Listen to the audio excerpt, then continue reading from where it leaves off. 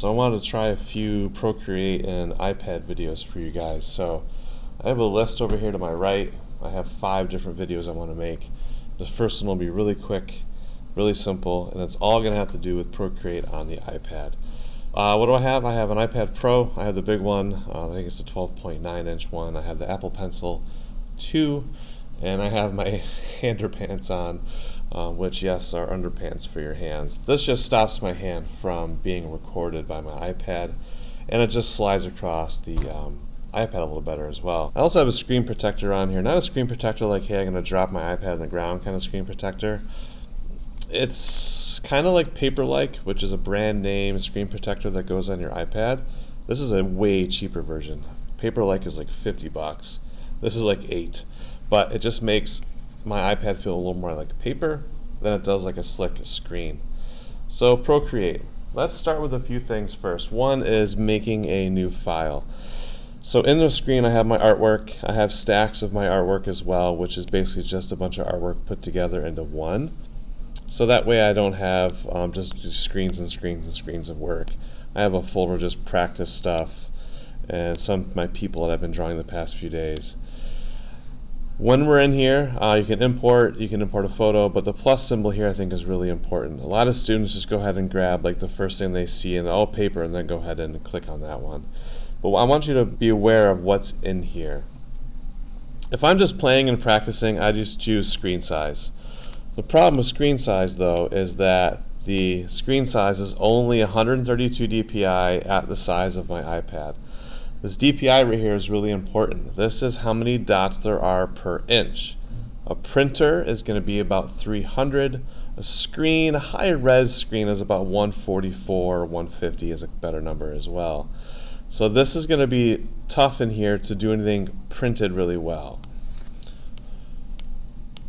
So if I look at some of my images, let's go to this guy here I made for a friend of mine, and I go to my canvas information. I made this 12 by 16 at 300 dpi. I knew he was going to be printed, so I want to make sure my printed resolution is very high. Back to my gallery, I'm going to go new, but I'm going to go ahead and hit the new button right here. And this is the important stuff down here. Right now it's pixels. My brain doesn't work very well in pixels. I'm going to go inches. Let's say mom wants something made for the living room wall. I'm going to do 8 by 10 at 300 dpi. Look at my maximum layers. Now I have the highest end iPad, so I can maximum layers on here. If I want something crazy like 80 inches by 10 inches, it says it's too big. 25 inches by 10, now my layers jumps down to 25 layers. I can still use it, but I just lost a ton of layers. So I'm going to go new. Actually, I'm not going to go new. I'm going to go with a pre-made one. I have an 8 by 10 wide, which means it's 10 by 8, which is a pretty good size for my iPad. And I know it's already at 300 dpi because I already made it at that. And I can check real quick, 8 by 10, 300 dpi, awesome.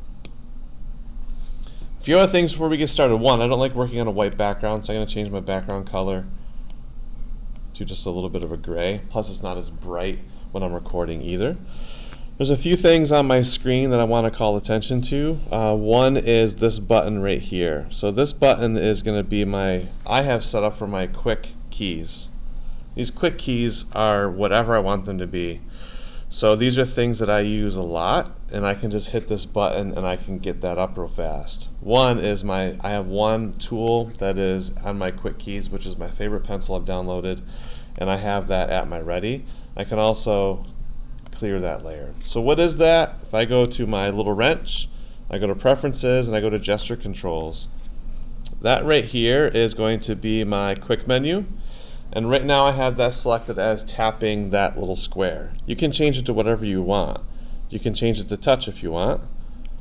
So right now if I touch my screen, that comes up.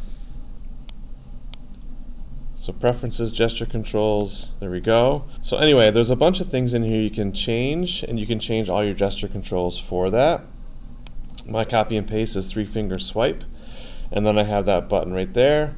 I also have my smudge is that square plus my Apple Pencil.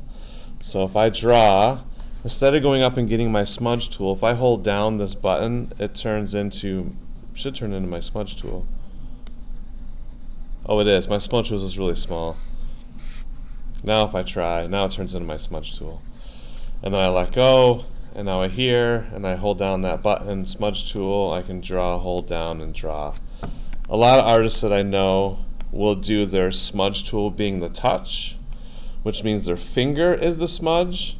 But I find when I'm drawing a lot, sometimes my hand will hit my screen, and then all of a sudden it'll smudge. So I've gotten accustomed to turning that off, but that's also an option as well. So quick menu, clear my layer. That's my quick menu. Oh, editing quick menu. All you're gonna do is push and hold, and you can change that to whatever you want. And you can make these customizable however you want it to do.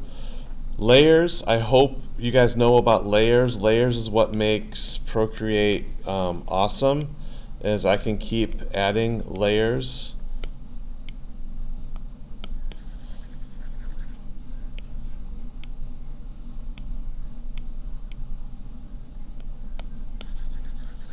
And then the best part with layers is right here where it says N. If I click on my N, these are all my blending properties. If you ever use Photopea or Photoshop or Illustrator, these are pretty much the same blending properties, or even Painter.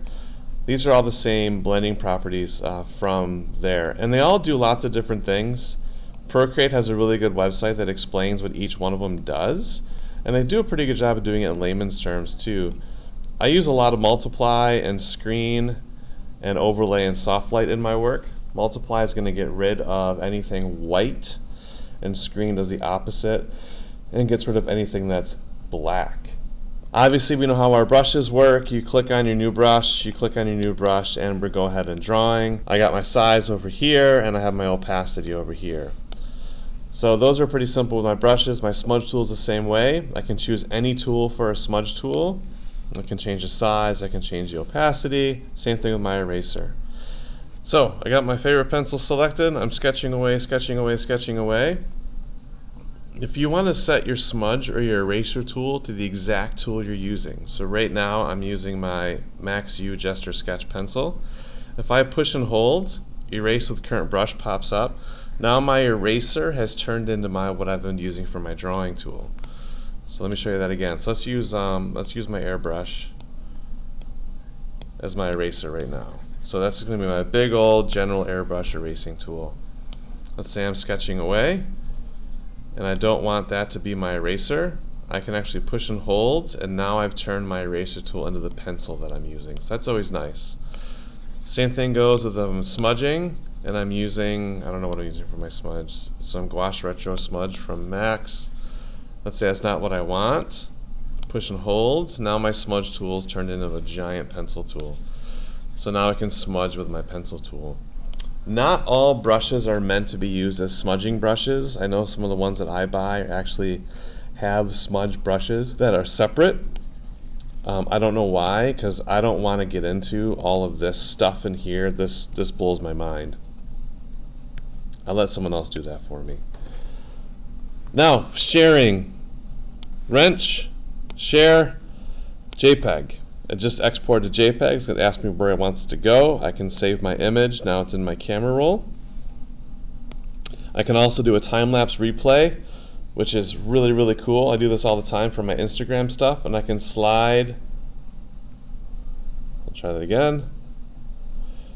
I can slide my finger back and forth and see the different parts of my replay.